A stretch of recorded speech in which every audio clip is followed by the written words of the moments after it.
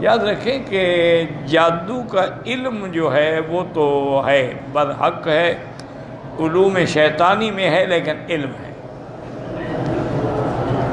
اور جادو کا اثر بھی ہوتا،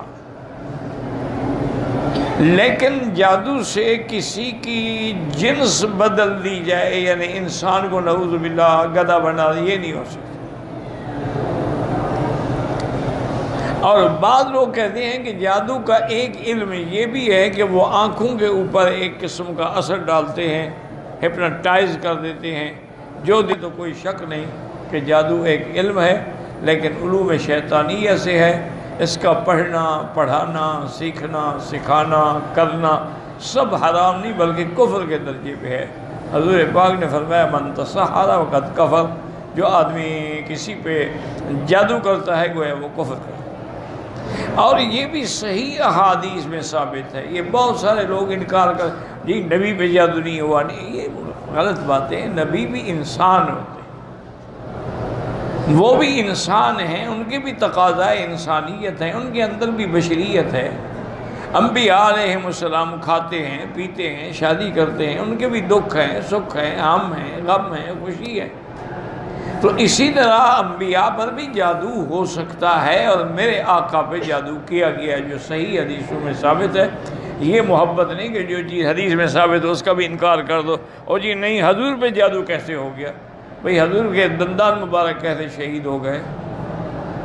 اگر دندان حضور صلی اللہ علیہ وسلم کو موت کے وقت میں بخار کی اتنی شدت ہو سکتی ہے کہ 6-6 7 ٹھنڈے پانی کے مشکیزیں ڈالتے تھے، تھوڑا افاقہ آتا تھا پھر بخار کا جوش چڑھ جاتا، اور حضور پاک صلی اللہ علیہ وسلم کو موت کے وقت میں سکرات کی تکلیف ہو سکتی ہے، تو جادو کیوں نہیں ہو سکتا؟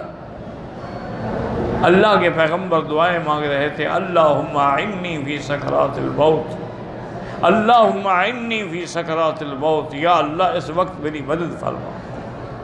اور اسی طرح پیغمبر پہ زہر کا بھی اثر ہوتا ہے کہ حضور پاک نے اس وقت فرمایا کہ عائشہ ھذا انقطاع اوان ابہری من سم الذی اکلت بخیبر، کہ خیبر میں جس عورت یہودیہ نے مجھے زہر دی تھی تو یہ اس زہر کا اثر ہے جو آج ظاہر ہوا ہے، اور میری آنتیں مبارک کٹ رہی ہیں اس زہر کے اثر سے۔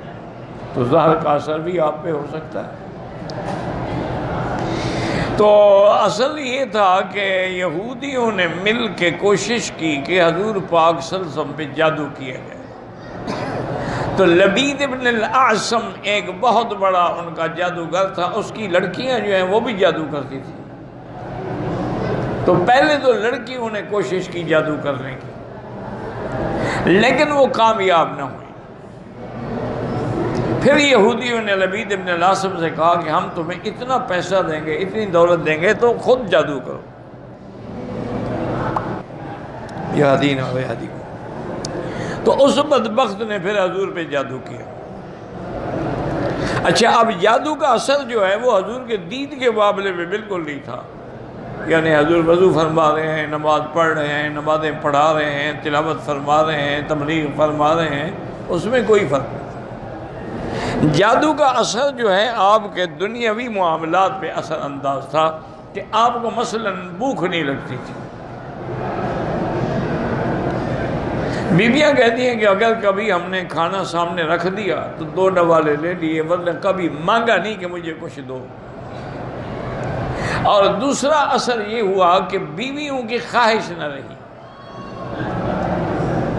آج کل بھی اکثر جادو یہی ہوتے ہیں، یفرقون بین المرء وزوجہ، میاں اور بیوی میں جادو کر کے فتنہ کرتے ہیں جادوگر، تاکہ آدمی جو ہے اس کی بندش ہو جاتی ہے، وہ اپنی بیوی کے پاس جانے کے قابل ہی نہیں رہتا،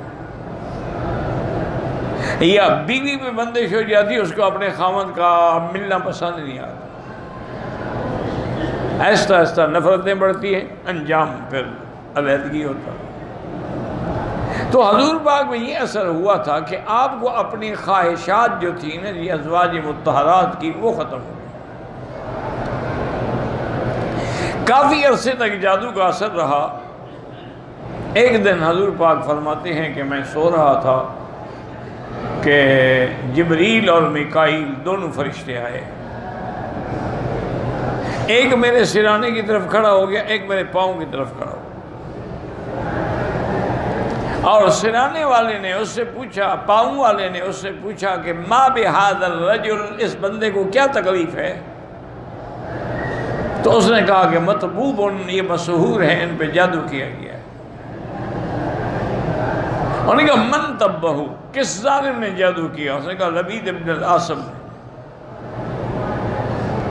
انہوں نے کہا کس چیز میں جادو کیا گیا؟ انہوں نے کہا فی مشتن و مشاتت۔ انہوں نے کہا وہ کہاں ہے؟ انہوں نے کہا وہ فلاں جگہ پر ایک کنواں ہے کچا، اس کے نیچے جو کنویں کے نیچے جو لکڑی ہوتی ہے تحت رعوفت، اس کے نیچے وہ جادو والی چیزیں جو ہیں دفن ہیں۔ حضور فرماتے ہیں کہ ثم افقت، تو میری نیند کھل گئی۔ حضور نے فوراً بلایا حضرت علی رضی اللہ تعالی عنہ کو بھی اور کچھ اور صحابہ کو بھی، اور ان کو لے کر حضور اس مقام پہ تشریف لے گئے جہاں کا جبریل نے بتایا تھا۔ حضور نے بعد میں بتایا کہ وہ جگہ ایسی ویران تھی اور ایسی برباد تھی کہ وہاں کھجوریں تھیں لیکن تنے کھڑے ہوئے تھے، کأنہم رؤوس الشیاطین، گویا کہ شیطانوں کے سر ہیں، پھل کچھ نہیں۔ اور کنواں جو تھا حضور نے فرمایا اس کا پانی ایسے تھا جیسے مہندی کا ملا ہوا پانی ہو۔ حضور پاک نے حکم دیا، حضرت علی رضی اللہ تعالی عنہ کنویں میں اتر گئے اور انہوں نے اس لکڑی کے نیچے ہاتھ پھیر کے ڈھونڈنے کی کوشش کی۔ آخر آپ کے ہاتھ میں ایک چیز آئی، وہ کنگھی تھی۔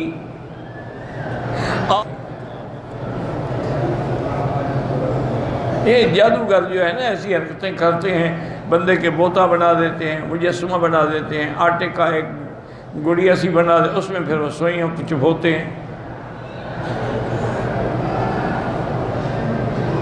اب حضور صلی اللہ علیہ وسلم پر یہ معوذتین جو ہے نا یہ بھی اتر چکی تھی، قل اعوذ بالفلق اور قل اعوذ بالناس۔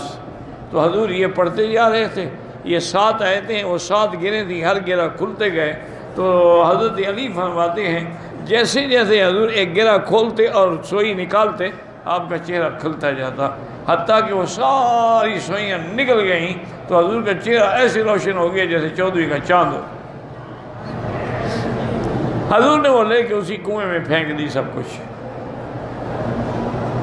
واپس تشریف لے آئے۔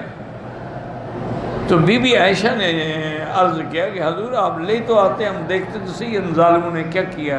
میں نہیں چاہتا تھا کہ کوئی ایسا فتنے کا ذریعہ بن جائے کہ لوگوں کو میں دکھاؤں اور لوگ جوش میں آ جائیں، تو جن لوگوں نے یہ جادو کیا اس کو قتل کر دیں، میں نہیں چاہتا۔ اللہ نے مجھے شفا دے دی، بات ختم ہو گئی۔ تو جادو ہو جاتا، اور یہ ہے اب بھی ہے، یہ چیزیں اب بھی موجود ہیں۔ ایک عورت ہے، اب دیکھیں مجھے اس شہر کی جگہ کا نام نہیں آ رہا، وہ کرسچین عورت ہے، عیسائی عورت ہے، اور وہ پورا ہفتہ عبادت کرتی ہے، ایک دن اس نے رکھا ہوا علاج کے لیے۔ اچھا کوئی پیسے نہیں لیتی، کوئی لالچ نہیں کرتی، ایک صندوق رکھی ہوئی ہے جو خوشی سے دینا چاہے اس میں ڈال دے۔ اچھا وہ سارے آپریشن جو ہے ہاتھ سے کرتی ہے۔ میرا اپنا ایک دوست ہے، اچھا خاصا پڑھا لکھا آدمی ہے، علامہ کی ڈگری والا بندہ ہے، اب تو فوت ہو گیا، اللہ مغفرت فرمائے۔ اس بیچارے کو بھی یہ تکلیف تھی، اس نے کہا مکی صاحب مجھے بھی شوق ہوا کہ چلو آپریشن کرانے سے اگر ہاتھ سے آپریشن ہو جائے تو بڑی اچھی بات ہے۔ میں اس شہر میں گیا، وہاں جا کے میں معلوم کیا، انہوں نے کہا جی لوگ تو 8 دن سے انتظار میں بیٹھے ہیں، وہ دن آئے گا تو کام ہوگا نا۔ کہتے ہیں میں نے لوگوں کے آراء لیے، معلومات لیے، پوچھا، مجھے چونکہ میں خود ایک اہل علم آدمی تھا، میں نے کہا ہے کوئی چکر یہ؟ انہوں نے کہا جی وہ ہاتھ سے باقاعدہ آپریشن کرتی ہے اور آپ کی پتھری ہے وہ نکال کے آپ کو دکھا دیتی ہے، یہ آپ کی پتھری ہے، یہ لے جائیں، پھر دوسرے ہاتھ سے ایسا کرتی ہے، سلائی ہو جاتی ہے۔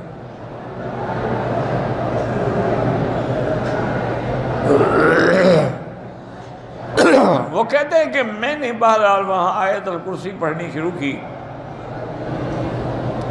جب میرا نمبر آیا تو اس نے مجھے دیکھا اور کہا کہ میں آپ کا علاج نہیں کر سکتی.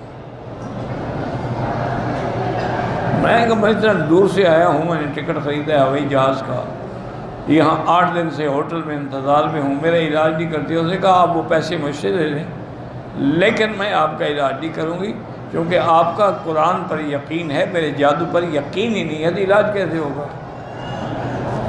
آپ تو اب بھی قرآن پڑھ رہے ہیں, اور میں آپ کا علاج نہیں کر سکتا. تو کہا میں واپس آ گیا, اب لڑائی تو نہیں کر سکتا تھا. اچھا, جو لوگ علاج کرا کے آئے وہ 1 مہینہ 2 مہینے ٹھیک رہے, پھر اسی طرح ہوگا. جب تک اس کے جادو کا اثر رہا انہوں نے محسوس کیا کہ ہم ٹھیک ہیں. جب جادو کا اثر ختم ہو گیا تو وہ اسی طرح واپس آ گئے اپنی بیماری میں. کہتے میں نے اللہ کا شکر ادا کیا کہ چلو میں اس کے دھوکے میں نہیں آیا. تو اسی لیے جادو تو ہوتا ہے, دھوکہ دیا جاتا ہے. بعض لوگ آنکھوں پہ کرتے ہیں, اسی چیز پہ بھی جادو کرتے ہیں. حضرت کعب احبار خود فرماتے تھے, وہ کہتے تھے کہ مجھے اللہ نے یہ جو حضور پاک نے کلمات سکھائے ہیں, اعوذ بکلمات اللہ التامہ من شر شیطان وہامہ, اعوذ بکلمات اللہ التامات من شر ما خلق, اعوذ بکلمات اللہ التامہ من شر کل شیء, یہ سارے کلمات اگر حضور مجھے یہ نہ سکھاتے نا, یہ تو مجھے گدھا بنا دیتے جادو کر کے یہودی جو میرے دشمن ہیں. تو بہرحال حضور نے کلمات ہمیں سکھائے ہیں اگر یاد ہوں. اچھا ایک بات یاد رکھو, چونکہ بعض دعائیں مشکل بھی ہوتی ہیں. اعوذ بکلمات من شر ما خلق وزرع وبرع من شر ما تارک یطلب الا بخیر یا رحمان, اعوذ بکلمات اللہ التامہ من شر شیطانہ ونفسہ. تو یہ مشکل بھی ہوں تو آپ ایک بات یاد, بس صرف درود شریف پڑھا کریں. ہر چیز کا علاج درود شریف سے ہو جائے گا انشاءاللہ. جتنا ہو سکے چلتے پھرتے اٹھتے بیٹھتے, طواف میں صفا میں, وضو ہے نہیں ہے, عورت پاک ہے نہ پاک ہے, درود شریف پڑھتے رہو. ایک آدمی نے علامہ اقبال سے پوچھا تھا کہ بھائی تمہیں یہ مقام کیسے مل گیا؟ علامہ اقبال تو بڑا مست کلندر قسم کا آدمی تھا نا جی, شراب بھی پیتا تھا, نشے بھی کرتا تھا, پتہ نہیں کیا کیا نہیں کرتا تھا. اس کے عشق کی داستانیں بھی بڑی مشہور ہیں, کتابوں میں ابھی تک لکھی ہوئی ہیں. تو پھر یکدم ایک آدمی کیسے پلٹا کھا گیا کہ وہ دین کی طرف آ گیا. تو انہوں نے پھر خود بتایا کہ ایک تو علامہ انور شاہ کشمیری کی دعا ہے, اور دوسرا مجھے کسی نے کہا تھا کہ اگر تم 1 کروڑ دفعہ درود شریف پڑھ لو تو اللہ سے جو مانگو گے تمہیں ملے گا. تو میں نے باقاعدہ 1 کروڑ دفعہ درود شریف پڑھا. روزانہ میں 5,000 10,000 5-10,000 کر کے پڑھتا تھا. تو 1 کروڑ پڑھنا کون سا مشکل تھا. تو میں نے دعا مانگی کہ یا اللہ میرا یہ فکر, میرا دماغ, میری شعر و شاعری یہ سب اب تیری دین کے کام آنی چاہیے, ورنہ کیا فائدہ. تو اللہ نے یکدم میرا رخ بدل دیا. تو بہرحال اس کا ایک نہیں لاکھوں لوگوں نے تجربہ کیا ہے کہ جو بالکل لا علاج بیماریاں تھیں نا, بس درود شریف پہ یقین کر